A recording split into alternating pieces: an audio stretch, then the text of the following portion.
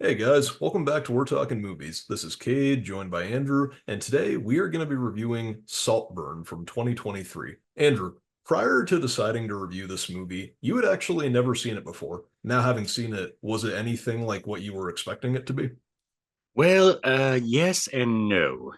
Yes, because I had been told that this movie is weird in advance. And while, yes, it is weird, it's not as weird as everybody on the internet was making it out to be. I was expecting something as weird as like Whitley Strieber's Communion, but well, it is weird. It's not that weird. Yeah, I see what you mean. But yeah, why don't we get into our pros? Do you want to start? Sure, I'll start. Let me just start off with just talking about Barry Keoghan as Oliver. Talk about perfect casting. I mean, he does a great job portraying Oliver both as this almost comedically awkward and shy cover act at the beginning of the movie, where he's almost so downtrodden, you almost expect to see like like a cartoon rain cloud hovering over just him. And then towards the back half of the movie, he also portrays the hyper manipulative, calculating Tom Ripley esque mastermind who ends up being the only man left standing at the end. And Barry does a really good job. And he goes that extra mile for the role. He doesn't only use his words in conveying this kind of transformation, this kind of two-faced character he's playing, but he changes up his gait kind of throughout the movie. He's not shrugging his shoulders. He's not kind of as downtrodden. He's a little bit more, upright and got a pep in his step. His posture changes. His facial expressions go through a major change throughout the movie. And also bonus points for any actor or actress who goes full nude for a movie. Yeah, and I think part of what I respected about Barry's performance, I mean, I think he's incredible in the movie, but I love how he was able to switch back and forth so easily with the two different sides of Oliver. On one side, when you have the more polite and kind of awkward side, but then you have, like you said, the more manipulative, power hungry, and disturbing side. The way that he was able to switch back and forth between both those performances, I think was so well done. And I credit him for what he was able to do in the movie. Yeah, I think he's very quickly becoming one of the most recognized, talented actors of today's day and age. Oh yeah, for sure. I also do like a lot of the other performances in the movie from all the other actors. Jacob Elordi, I think, did a really good job as Felix. I think he had really great chemistry with Barry, and I think that Jacob did a good job making Felix feel like a very likable character in that way.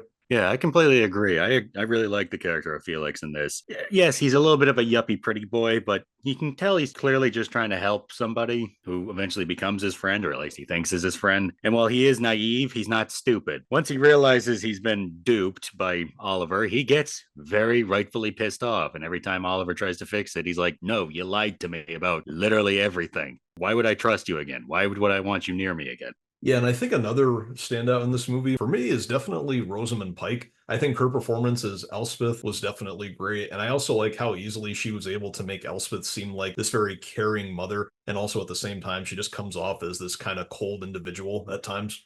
Yeah, Rosamund Pike, I think, does a very good job with that. I think she also does a very good job at portraying somebody who's maybe easily manipulated, somebody who, maybe once somebody, starts whispering in her ear, she starts to very easily believe them. And we kind of see that throughout the course of the movie because, I mean, she does basically end up handing Oliver literally everything he wants because, he came back into her life and just kept being charming.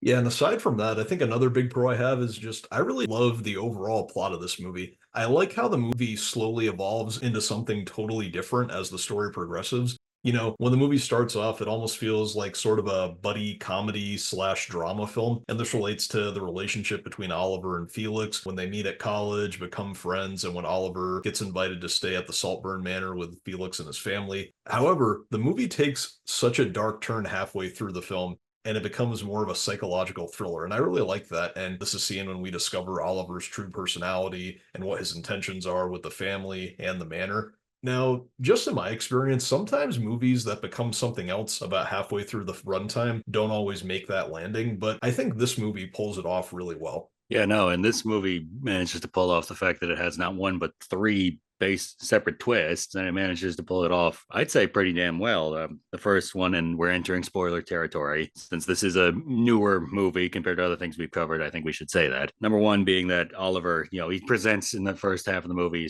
this incredibly downtrodden soul, but then it turns out he actually hails from a fairly wealthy, though not as wealthy as the Catton's family, but still pretty wealthy family himself. And then obviously number two, you got the fact that Oliver has orchestrated the entire sequence of events between him and Felix from the very beginning of the movie, even going as far as, being the one who put the nail in Felix's bike tire. And then the third one is at the beginning of the movie when Oliver's kind of giving his monologue out loud. Yeah, obviously at that point you don't know who he's talking to, but it's kind of presented that he almost kind of he either wanted Felix all to himself or he wanted to replace Felix. But then the twist at the end is that he didn't really care about that either one of those. He just wanted the Saltburn mansion and the fortune to himself. And credit where it's due. I mean, he does end up winning in the end. He's the only one left standing. He ends up with everything he wanted. Yeah, and also I think that the movie does a really great job deceiving us, especially when it comes to who the true villain of the film really is. Because when I first watched the movie, I honestly thought that Felix and his family were going to turn out to be the villains of the film just based on their interactions with Oliver and how it felt like they were studying him. One interaction that made me think that was when he goes outside to talk to Venetia, Felix's sister, and she says to him, I like you even more than last year's one. And at that point, I thought, is this going to be some kind of human sacrifice type story, if you know what I mean? Instead, we slowly find out that Oliver is the true antagonist of the story, which I really did not see coming at the beginning of the film. So you could obviously tell that he was a little strange earlier in the movie when you could see him spying on Felix from time to time,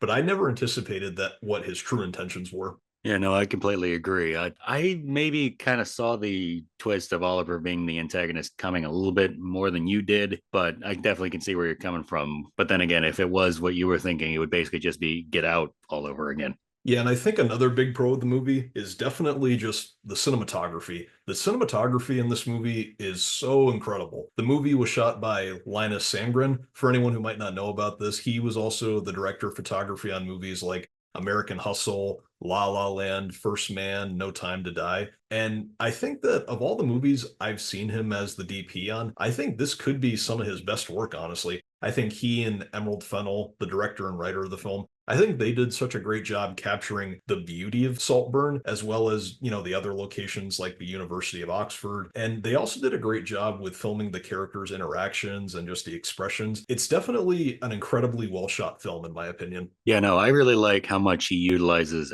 either extreme close ups of actors' faces while they're either talking to each other or talking to the camera. And then on the other hand, he also uses very wide shots. Like I'm thinking of Oliver's birthday party, where you can basically see almost the entire front lawn of Saltburn and the entire party happening. And then another one is Oliver's victory dance at the end of the movie, how it's one long tracking shot through the entire house. It's a very well shot film, and as somebody who's kind of, as he's gotten older, become more and more of a fan of really good cinematography, this is definitely a good example of that. Yeah, and I think one other big pro that I have with the movie is just I loved Saltburn as the main location of the film. I love how the people who made this movie were able to make Saltburn feel like a character of its own. This definitely relates to the incredible cinematography, along with the color palette and just the overall set design. The Saltburn Manor is where most of the movie takes place. So I think that it is really important that the movie does a good job making the main location of the film feel like a character of its own.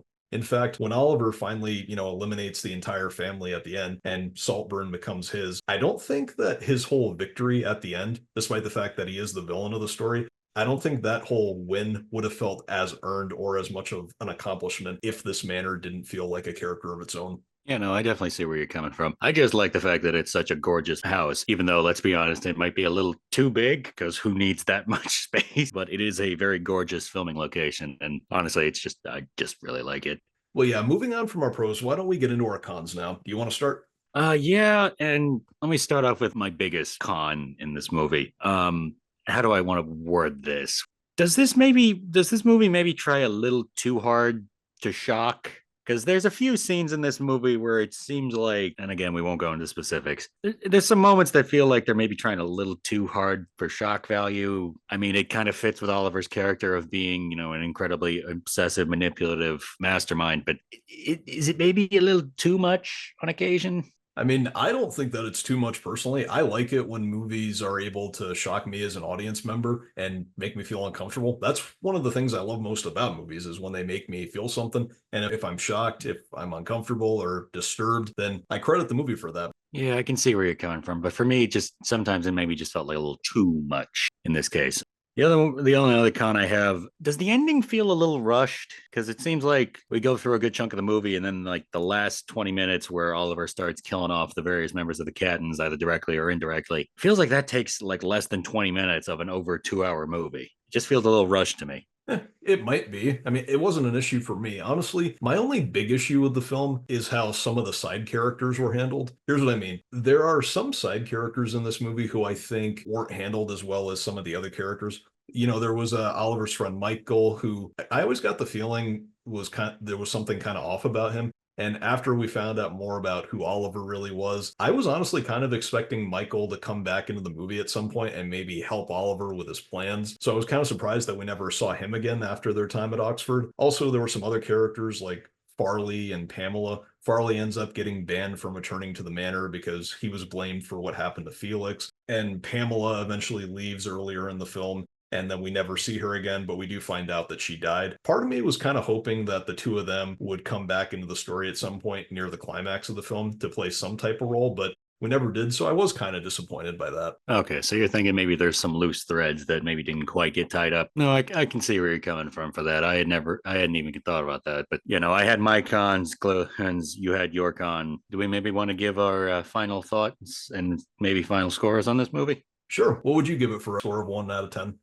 I did like it. I did like or how original it is. I think this is a solid 8.5 for me. Again, I did like it. It's not the best movie I've ever seen, but by no means did I regret watching it. Yeah, I agree. I think 8.5. I don't know if I'll give it an 8.5. I think I'll give it an 8 out of 10. I think it's definitely a very good movie. Again, I do like it for its originality, like you said. And yeah, I think I'll definitely give it an 8. All right, guys, that's the end of this review. Thank you so much for listening. Don't forget to like and subscribe, and we will see you later.